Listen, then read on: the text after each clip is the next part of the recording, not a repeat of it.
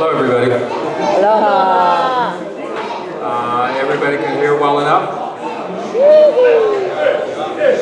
Okay, for those of you that don't know, this is my beautiful and intelligent wife, Sid. And hopefully she'll back me up a little bit if I get lost. Everything that I have to say is based on my time spent with Uncle Sam Kalaleki and Uncle Robert Kalihi Ho'omala. So I feel like since they're both passed that I have the obligation to speak for them.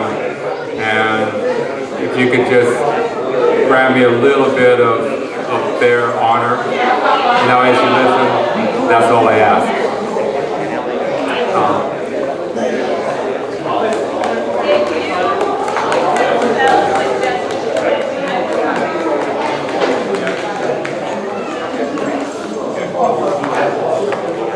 Okay, do I have everyone's attention now before we start?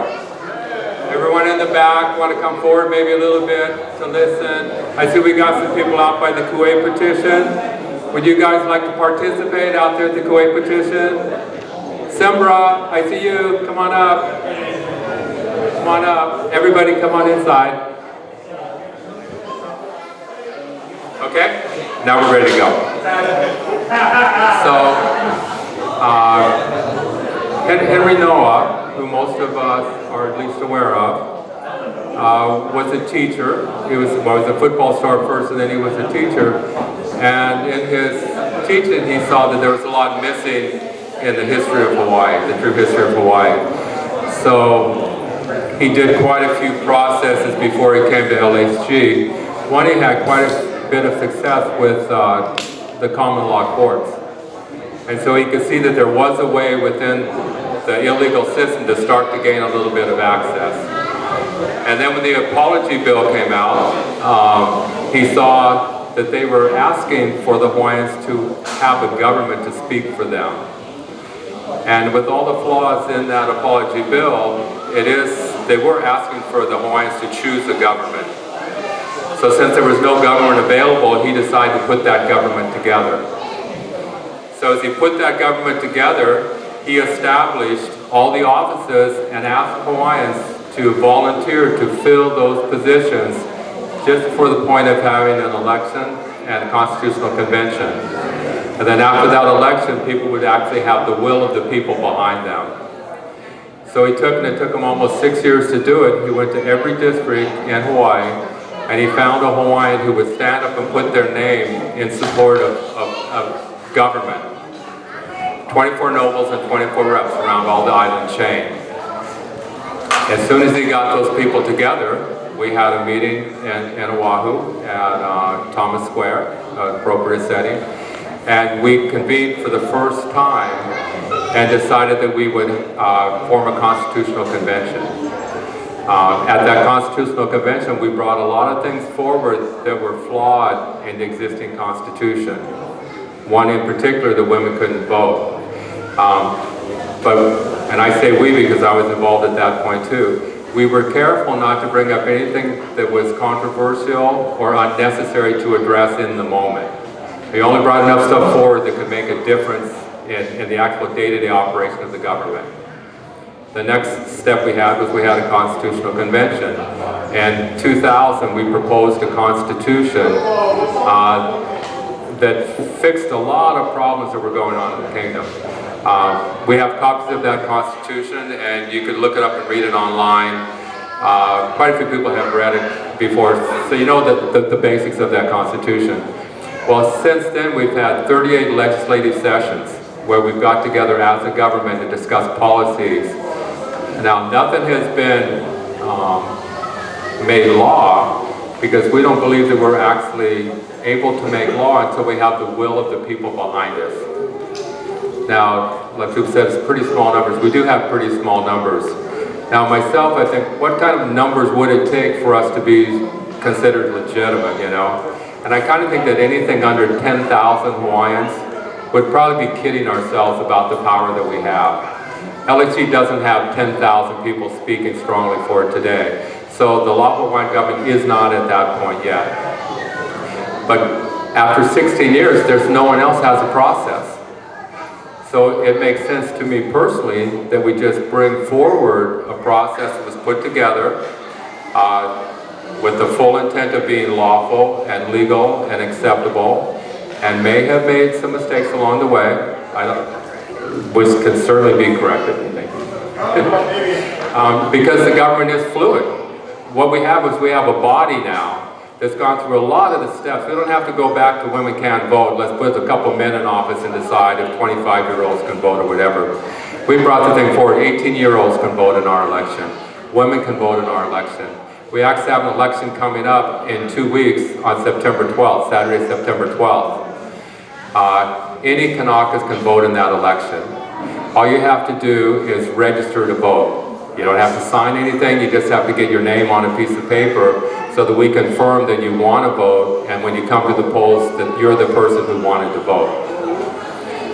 At the election site, if a Hawaiian shows up and wants to vote and your name's not on the list, it'll be a little complex, but you can get someone to confirm that you're Kanaka, and you can call our Ministry of the Interior and he'll give you a ballot to vote. He'll approve giving you a ballot to vote. So everyone can vote in this election if you want to. Too late to put new candidates on the ballot because we had to mail out absentee ballots, right? So you can't mail out a ballot ahead of time if everyone's not already listed on the ballot. So as of right now, all the people that you can vote for have already been assigned. Now, after the election is complete, there are some positions that are not going to be filled. On this island in particular, we have 3 representative positions that don't have anyone running for office. But those positions can be filled according to the Constitution of 2000, our Constitution, by the other elected officials choosing from a pool of candidates who could fill those positions until the next election. So we can actually have, after September 12th, a completely full and functioning government again with the Lawful Hawaiian government. That's completely fluid and able to change and adapt to whatever the will of the people says they want, you know? So you don't have to be locked to anything. What we're doing is we're offering to be your government. We've been pretending, playing a little bit to be, thank you. We're not pretending, this is as real as it gets for us, you know? But one of the things we do offer is we offer an opportunity for non-Hawaiians to become Hawaiian nationals. Myself, 16 years ago, I became a Hawaiian national, and for 16 years I've been living as if I am a Hawaiian national. I was a Hawaiian building contractor before. I decided I can't be a Hawaiian building contractor, so I gave up my Hawaiian building contractor's license. Now I'm the building commissioner for the Lawful Hawaiian government. I actually have more power to do things than I had before, and I have the ability now to create building codes that work for Hawaii. Not based on some plan from California or New York, but based on what actually works in Hawaii. So me, with 25 years of building experience in Hawaii, I can propose what actually works and what people actually need for the kingdom. And those are the kind of the things that our government can do. It can help us get over some of the bureaucracy stuff and some of the BS that America has, and just start to act like we're a government and be Hawaiians, you know, be our own government. So the Lawful Hawaiian government has gone through a process. Everything has been documented, and anyone who wants to can look at all that documentation and decide for yourself, is this a government worth supporting and worth moving forward to the next step?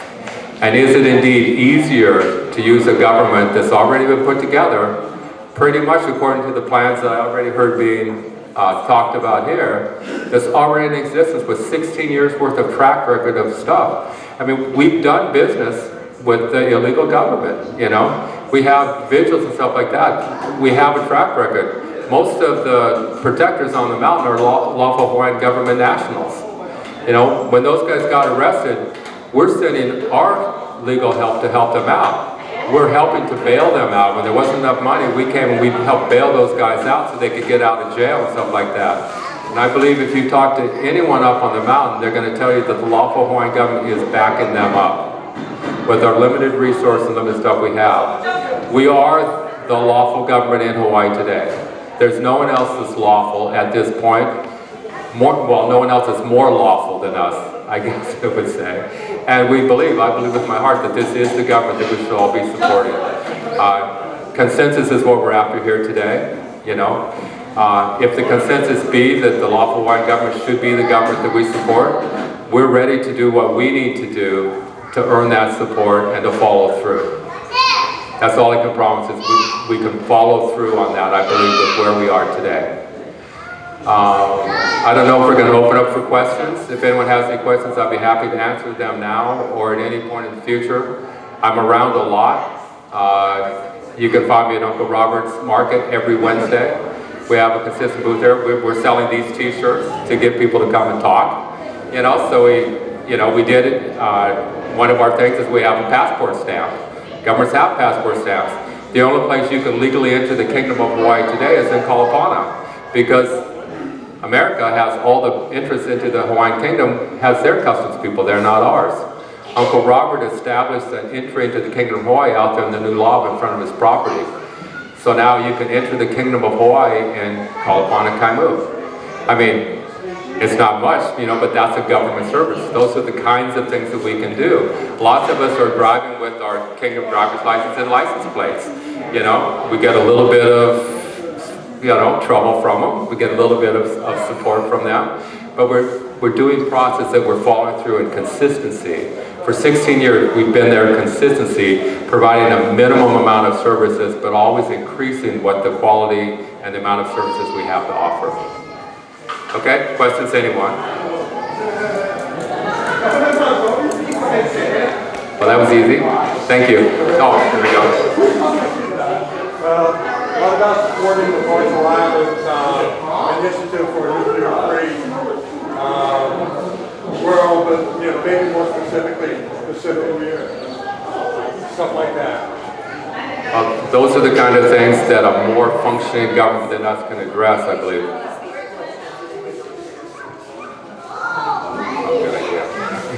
Well, Sid suggested that I restate the question so that you can hear what I'm answering. But let's try that again. Well, you know, you're aware of the Marshall Islands initiative that they started, you know, getting everybody to agree. Well, puts pressure on the countries that are nuclear nations to disband their nuclear weapons. Because, you know, I mean, basically they have no good purpose. They have no purpose. It's supporting stuff like that. You know? Well, so the question is Hawaii going to be a neutral country and provide the kind of protection that we are here to provide? Yeah, Hawaii is a neutral country, and as a neutral country, we're going to be opposed to anything to do with nuclear weapons, with anything to do with aggression on the planet. Hawaii will be a neutral country. It's in our Constitution. If the people of Hawaii decided that they didn't want to be that, of course that could change. But yeah, everything that this government does is to provide a neutral, safe place for all parties to talk, to do business, and those kind of things. Did that answer the question at all?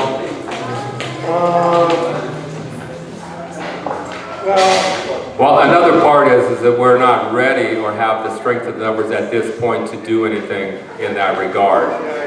But that direction is certainly where we'll be headed. Yeah, we're going to plug and plug it in because it's going to be plan for extended services of government starting now. Understanding the reality this movement has awoken a lot of people who want to see the president of my country. A lot of people are already taking to me that question. Let's look at other forms of government that come in. Giving the Hawaiian government.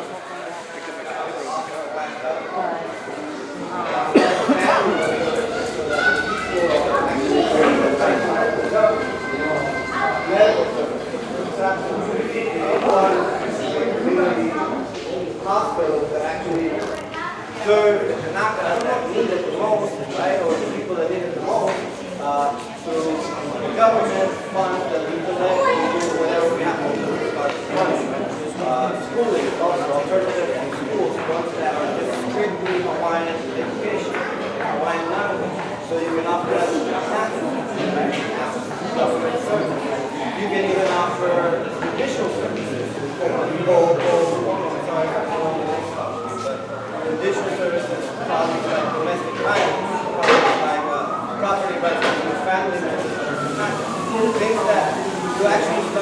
offering services that are proper of government and that people can see as an alternative to what's present, because the death of all revolutions lies in the lack of presenting an alternative plan.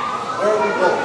So we can say we're against all of this, all we want, all we're wrong, against everybody, but unless we actually propose and start acting towards a new form of government and governing ourselves, right?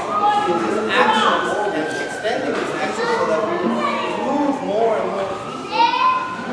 We're not going anywhere unless we have a plan where we're going.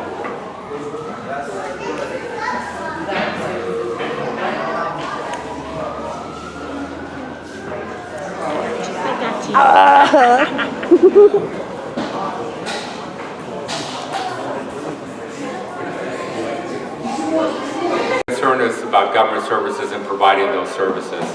Well, some of those services, in fact, all of those services were provided to government previously, and the avenue for funding those services was the land in Hawaii. Tracts of land were set aside, and the leases from those lands would pay for education. Queens Medical Center, trust and land was able to provide medical services. Those services are still available to Hawaiians in Hawaii if you know how to ask for them. The way that the government comes to do that is to get the will of the people behind it. When the will of the people comes behind it, then we can access our land again. Once we access our land again, we can get the proper income from the land. Am I losing you? It's not really simple. That's how we follow the circle. Make the votes and we can do it from the government standpoint from top down. It ain't gonna happen. It's gotta happen from down up. That's right. We have to find the nurses, we have to find the people, we have to find the funds, and then we have to do it. Right. So the Lawful Hawaiian government is open for all the assistance that we could get from the public.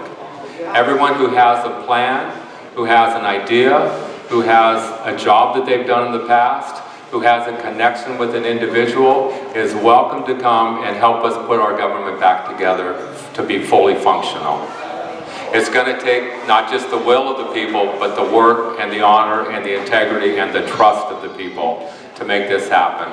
No one Hawaiian, no one non-Hawaiian is going to make this happen. No 1,000 Hawaiians is going to make this happen. It's going to take thousands of Hawaiians to make this happen. I heard they had 10,000 people in Oahu wearing red shirts just a couple weeks ago, right? Who exactly? But who said that, who thought that 10,000 Hawaiians would get together for any cause at that point? There were 20,000 in 1993 marched down the street in commemoration of the overthrow. And we need those 20,000 people to stand together to speak with one voice. The avenue for that one voice, we believe, is the Lawful Hawaiian government. As far as I know, and anyone please speak up if there's any other process out there that addresses this issue today. Is there another process out there that has a government in place for 16 years, that has been providing a level of services, good or bad, for 16 years? What services? Well, we've been negotiating things with the government. We have right to travel issues. We've been in court for people. We're acquiring land. Where? We've 500 acres of new land in Kalapana. The lava flow in Kalapana is the legal land of the Lawful Hawaiian government. That's right. That's exactly how. And part of the reason we were able to do that is Uncle Robert had the authority to back us up to make that happen. His authority, backed up by a government, was able to do something that he couldn't do on his own. And Uncle Robert was a noble in our government, one of the first noble in our government also. And his son Sam is a noble today, who is actually running for office as a noble and could use all the votes he could get for everyone who lives in Puna District to continue this process. More comment or questions? Yeah, I appreciate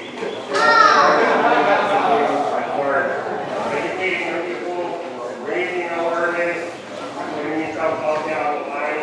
I appreciate the same on here. We have a bingo phone, upgrades, whatever you want to tell about that, I appreciate it all. And you know, you're just looking at, efforts like. I don't know, I'll let God say something. Yeah, he had hard participation, I'm not sure why, and I'm sure it's resolving, but I think at one time we had over 20,000 members. I think every bit of it, and everything also, but the greatest awareness. Well, I'm kind of pissed off myself because I know we're talking about this stuff starting by May 30. You guys just coming up in intermediate school, you know a lot more than I know, and as much as I know now. So at least raising up awareness is something we can do, and eventually somehow we're going to have to because we all going to so what? People are saying, we all have the same garbage in life. It's like it's not a little bit to how to get there. But if we get all together and someone remain on how we get together, I think we will get there. I know we will get there. Thank you very much. Thank you. Oh, and that's why we're here, right? Because we do have to get together on some terms. And there's no pressure for you guys to become part of Lawful Hawaiian government, but there's no one else to join. There's no one else to follow that I've seen at this point. And Hawaiians are waking up. Really started with the Department of Interior hearings, right? All of us went there to make speeches and to talk, and we found out that there was other Hawaiians already saying the exact words that we were going to say. You know, Hawaiians are awake now. The mountain is brought into a pinnacle, and now it's time to move forward. Thank you.